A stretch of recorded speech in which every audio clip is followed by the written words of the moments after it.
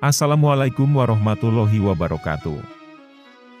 Semoga Allah Subhanahu wa Ta'ala senantiasa melimpahkan keselamatan, rahmat, serta keberkahannya kepada kita semua. Sholawat serta salam semoga tetap tercurahkan kepada junjungan kita Nabi Muhammad SAW. Membicarakan tentang perang antara Israel dan Palestina, tak terlepas dari apa yang sudah tertulis dalam Al-Quran. Karena sesungguhnya semuanya sudah tercatat dalam Al-Quran, bahwa akan terjadi perang antara kaum Yahudi Israel dan Palestina. Sudah tertulis dalam Al-Quran, ada salah satu pohon, yaitu pohon Gorkod yang akan melindungi mereka dari kejaran umat muslim saat terjadi perang akhir.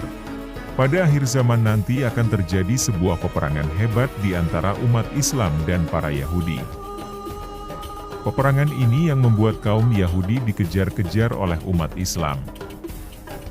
Semua pohon-pohon yang dijadikan sebuah tempat untuk bersembunyi pasti akan memberitahukan keberadaan kaum Yahudi kepada umat Islam. Kecuali pohon Gorkod ini, dan karena itu pula kaum Yahudi sangat melestarikan pohon ini karena mereka mempercayai pohon ini akan menyelamatkan mereka. Menurut Islam, istilah Gorkod dalam bahasa Arab di beberapa hadits Islam adalah sebuah pohon yang menurut eskatologi Islam Sunni adalah pohon yang akan melindungi orang-orang Yahudi saat berperang melawan Muslim pada saat perang besar di akhir zaman. Dalam hadis yang diriwayatkan oleh Abu Hurairah, Rasulullah bersabda, kiamat tidak akan terjadi sehingga kaum muslimin memerangi Yahudi, lalu kaum muslimin akan membunuh mereka.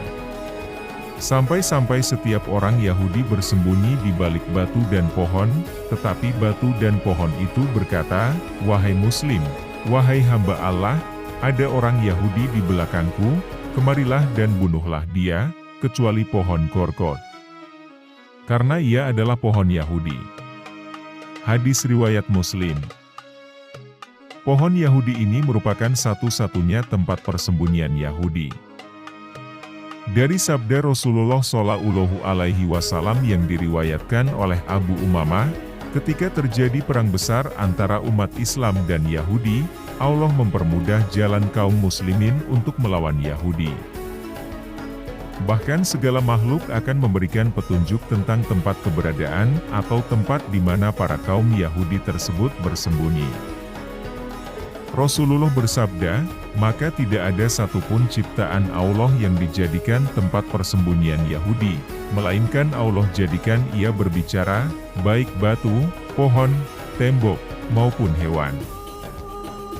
Jika dihubungkan dengan hadis Rasulullah sebelumnya, pohon Gorkod ini adalah satu-satunya pohon atau makhluk Allah yang membisu, sehingga ini menjadi satu-satunya tempat persembunyian Yahudi.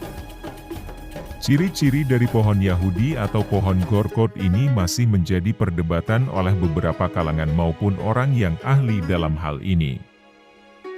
Sebagian orang menyebut bahwa pohon Gorkod ini adalah spesies pohon dengan nama latin, Lycium shauli, yang masuk dalam kategori semak belukar.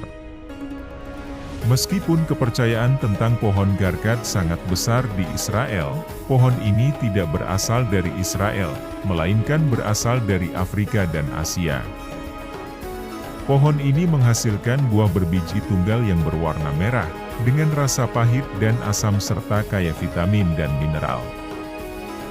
Melihat ulah para Zionis Yahudi yang berlomba-lomba menanami tanah Palestina dengan pohon Gorkod, maka kenyataan ini menjelaskan kepada kita bahwa kaum Yahudi itu sesungguhnya memahami hakikat hari akhir, di mana mereka akan dikejar-kejar oleh umat Islam dan hanya pohon Gorkod satu-satunya tempat yang bersedia dipakai guna tempat persembunyian kaum Yahudi.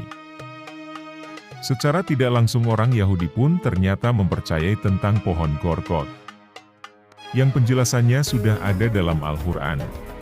Dari penjelasan dalam Al-Quran dan hadis tentang pohon Gorkod ini, semoga membuat kita semakin lebih yakin dengan kebenaran Al-Quran, sehingga akan meningkatkan keimanan dan ketakwaan kita kepada Allah Subhanahu wa Ta'ala.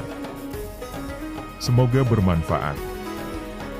Jangan lupa untuk subscribe dan aktifkan notifikasinya agar mendapat informasi dan ilmu yang bermanfaat bagi kehidupan kita sehari-hari.